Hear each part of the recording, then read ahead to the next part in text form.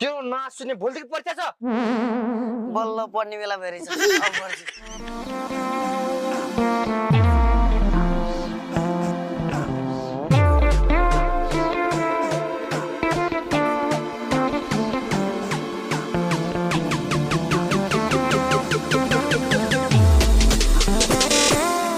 ए square plus B square को formula भन्छ A boy square plus B square को formula A square plus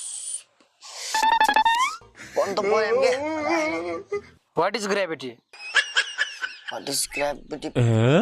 grave पढ्नु त पढ्यो के what is tense what is tense पढ्नु त पढ्यो टेन्सनले बिर्स्यो के हो त्यही भएर पहिलेदेखि नै पढ्नु पर्छ भनेको वर्ष दिनको कोर्स एक दिनमा तयारी गर्न लाएर हुन्छ अब एक्जाम कसरी दिन्छस् ल है भगवान म तपाईँकै भरोसाले एक्जाम गर्न लाग्छु जसरी पनि पास गराइदिनु है